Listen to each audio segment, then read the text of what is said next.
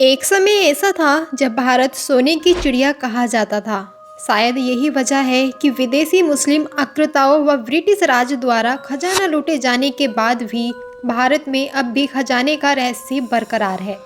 यहाँ अन्न धन के भंडार की कोई कमी नहीं थी। उस दौर के राजाओं की शान शौकत के चर्चे दुनिया भर में थे। उनके पास भी बेशुमार दौलत के भंडार थे। यही कारण था कि यही दौलत दुनिया भर के बाहरी हमलावरों को अपनी ओर खींचती थी। बार बार आक्रमणकारी भारत की तरफ आते थे लूटने के लिए। भारत पर 800 साल तक मुगलों और 200 साल तक अंग्रेजों द्वारा राज किया गया तथा काफ़ी लूट कर धन विदेशों में ले गए। इसके बाद भी इस भारत भूमि पर बहुत से ऐसे खजाने हैं जिनका आज तक कोई पता नहीं लगा पाया है। उस समय राजा महाराजा द्वारा खजानों के लिए विशेष रूप से तहखानों की व्यवस्था की जाती थी। उनकी जानकारी सिर्फ राज परिवारों को ही होती थी। उस दौर के राजा अपने खजानों को बचाने के लिए इनसे जुड़ी जानकारियां गुप्त रखते थे।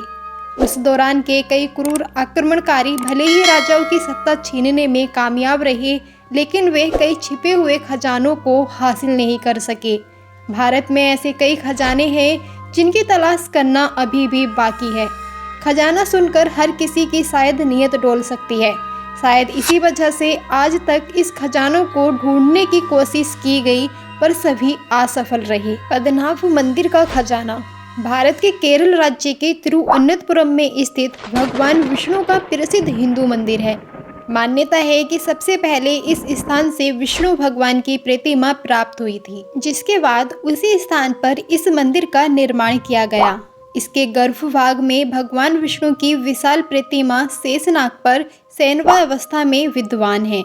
वह पूरी दुनिया में सबसे अधिक अमीर हिंदू मंदिर है।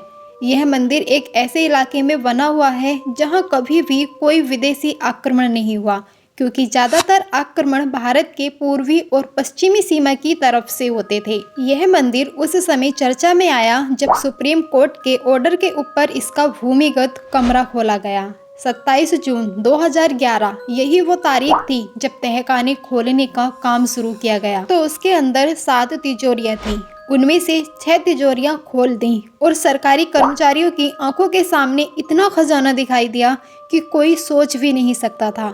इतने सोने चांदी के जेवरात, हीरे, बर्तन और मूर्तियां और भी बहुत कुछ था। उस समय उस खजाने की कीमत 22 अरब डॉलर लगाई गई थी। बता दें कि अभी भी 7वां तहखाना खोलना बाकी है। लोगों का मानना है कि इसमें उन सभी से भी ज्यादा खजाना इस तहखाने में है। पद्मनाभ मंदिर के 7वें द्वार को खोलने व उसके खजाने को खोलने की बात होती है तो एक भय व अनहोनी की कहानी सामने आ जाती है, क्योंकि मंदिर के 7वें द्वार पर कोई ताला नहीं लगा है, न ही कोई कुंडी लगी है, बल्कि सांपों के प्रतिबिंब की इस द्वार की रक्षा करते हैं। कहा जाता है कि इस दरवाजे को मंत्रों द्वारा ही खोला जा सकता है। इस तहखाने में जितना खजाना है वह इस पूरे खजाने से बड़ा है। सोचिए उस तहखाने से क्या निकलेगा। लेकिन इस 7वें तिजोरी का राज क्या है और इसे किस प्रकार खोला जा सकता है, आज तक किसी को नहीं पता चल पाया है। चार मीनार सुरंग का खजाना। ऐतिहासिक गोलकुंडा का किला और चार मीनार के बीच 15 फीट चौड़ी और 30 फीट ऊंची भूमिगत सुरंग है। इस सुरंग का निर्माण सुल्तान कुली कुतुब शाह ने करवाया था। माना जाता है कि शाही परिवार द्वारा अपने खजाने को छुपाने के लिए इस सुरंग का निर्माण करवाया गया था। यही सुल्तान कुतुब शाह ने अपनी शाही खजाना रखवाया था। वैसे तो इस सुरंग को बनाने का मकसद मुश्किल समय में किले से चार मीनार तक पहुंचना था, परंतु बाद में यहाँ गुप्त तहखाने बनवाए गए और सोने चांदी के सिक्कों सहित बहुमूल्य रत्न, हीरे, जवाहरात आदि जमा किए गए। निज़ाम मीर ओस्मान अली ने 1936 में यह खजाना निकालने के लिए नक्शा बनाया था, लेकिन खुदाई नहीं की गई। अगर आज इस खजाने की फिर से खोजबीन की जाए तो शायद यह खजाना भारत को मिल सकता है। माना जाता है कि इस सुरंग में सुल्तान कुतुब शाह का खजाना मौजूद है। नादिर शाह का खजाना। नादिर शाह सन 1736 में ईरान में शासक हुआ करते थे। सन 1739 में उन्होंने 50,000 सैनिकों के साथ दिल्ली पर हमला किया। इस आक्रमण में दिल्ली में बहुत ज़्यादा लोगों को मारा। काफ़ी लूट मचाई। जब नादिर शाह दिल्ली को लूट कर वापस जा रहा था तो उनके ही तंबू में उनके सैनिकों ने उनकी हत्या कर दी। नादिर शाह के मरने के बाद यह खजाना अहमद शाह दुर्रानी के हक में चला गया। बाद में कुछ समय बाद अहमद शाह दुर्रानी की किसी बीमारी के कारण मौत हो गई। कहा जाता है कि उन्होंने वह खजाना मरने से पहले कहीं छुपा दिया था। इस खजाने के अंदर बहुत सारा कीमती सामान था, बहुत सोना था, चांदी के जेवरात थे, जिसका आज तक किसी को कोई पता नहीं है। मीर उस्मान अली का खजाना। मीर उस्मान अली खान अपने समय के बहुत ही अमीर आदमी हुआ करते थे। वह हैदराबाद के निज़ाम हुआ करते थे। उस समय वह इतने बड़े राज्य पर शासन करते थे कि वह इंग्लैंड के बराबर था।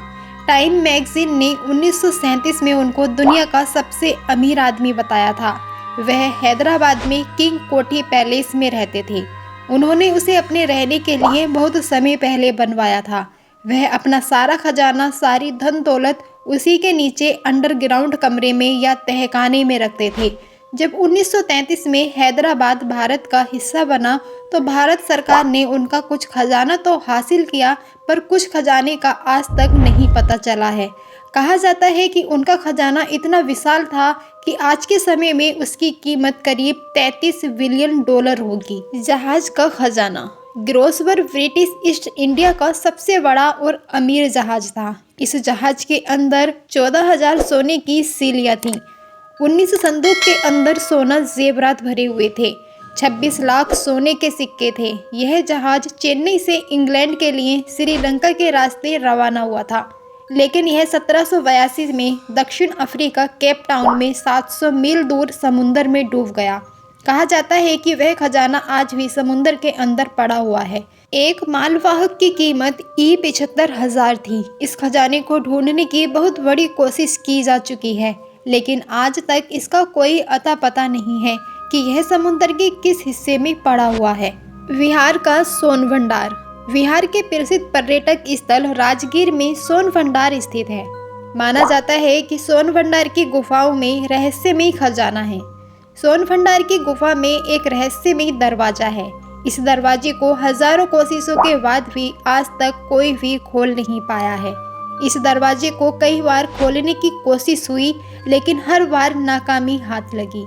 इस गुफा के दरवाजे पर रखे पत्थर पर शंख लिपि में कुछ लिखा हुआ है, जिसे आज तक कोई नहीं पढ़ पाया। लोगों का मानना है कि इसमें खजाने के दरवाजे को खोलने के बारे में बताया गया है। अगर इसको कोई पढ़ लेता है तो खजाने तक पहुंचा जा सकता है। जयगढ़ किले का खजाना। जयगढ़ का किला राजस्थान में स्थित है। मानसिंह प्रथम अकबर का सेनापति था। मानसिंह ने 1580 में अफगानिस्तान को जीत लिया था और मोहम्मद गजनी के खजाने को भारत लाया था। वह टनों सोना चांदी भी लूट कर अपने साथ लाया। कहा जाता है कि यह संपत्ति उन्होंने मुगल सल्तनत के हवाले न करके जयगढ़ के किले में छिपा दी थी। अरबी भाषा की एक पुरानी किताब हफ्त तिलिस्मिस ए अम्बेरी में भी इस बात का जिक्र है कि किले में अकूत सोना चांदी छिपा हुआ है। जयगढ़ किले के नीचे पानी की 7 विशालकाय टंकियां बनी हैं। माना जाता है कि खजाना इन्हीं में था। कहा तो यह भी जाता है कि 1976 में देश में आपातकाल के दौरान प्रधानमंत्री इंदिरा गांधी ने इस खजाने की खोज में 6 महीने तक किले के अंदर खुदाई कराई और सेना को भी इस काम में लगाया, और आधिकारिक रूप से घोषणा की गई कि सरकार को इस खुदाई में कुछ भी नहीं मिला। जहांगीर का खजाना। राजस्थान के अलवर में मुगल बादशाह जहांगीर का खजाना दबा होने की बात कही जाती है। कहते हैं कि जहांगीर अपने निर्वासन के दौरान इस क्षेत्र में था। उसने यहीं के जंगलों में किसी गुप्त स्थान पर अपना खजाना दबा रखा था। राजा अपने खजाने को छिपाने के लिए बाकायदा बड़ी बड़ी सुरंगें या तहखाने बनाते थे। कुछ तो लंबी चौड़ी बावड़ियाँ बनाते थे, जिसमें पानी के बहुत अंदर जाने के बाद नीचे गुफा या सुरंगों का निर्माण करते थे, जहाँ वे सोना चांदी और हीरे जेवरात रखते थे और फिर बाहर से उस सुरंग को बंद कर देते थे। आज भी ऐसी कई बावड़ियां हैं जिनके बारे में कोई नहीं जानता है। कमरू नाग झील का खजाना। हिमाचल प्रदेश के मंडी से करीब 60 किलोमीटर दूर स्थित है कमरू नाग झील। स्थानीय लोग इस झील को पवित्र मानते हैं। उनका भरोसा है कि इस झील का अंत पाताल में होता है। ऐसी मान्यता है कि झील में गहने अर्पित करने से मनोकामना पूरी होती है। दूर दूर से लोग आकर गहने झील में डालते हैं और मनोकामना मांगते हैं। ऐसा कहा जाता है कि यह झील महाभारत कालीन है। यहाँ एक मंदिर है जो लकड़ी का बना है। इसमें कमरू नाग की एक पुरानी मूर्ति भी रखी है। सदियों से इस झील में गहने और रुपए आदि चढ़ाने की परंपरा चली आ रही है। यह तो साफ है कि झील की तलहटी में खजाना जना है, लेकिन कितना ये कोई नहीं जानता। तो दोस्तों, आज हमने इस वीडियो के माध्यम से आपको भारत के 9 लुप्त खजानों के बारे में बताया है। तो दोस्तों, आपको ये वीडियो और जानकारी कैसी लगी है हमें कमेंट के माध्यम से ज़रूर बताएं और साथ ही वीडियो को एक लाइक करके चैनल को सब्सक्राइब कर लें ताकि आने वाली वीडियो सबसे पहले आप तक पहुंच जाए। तो दोस्तों, मिलते हैं किसी अगले वीडियो में। तब तक के लिए दीजिए इजाज़त और अपना ख्याल रखिए। बने रहिए हमारे साथ। धन्यवाद। नमस्कार।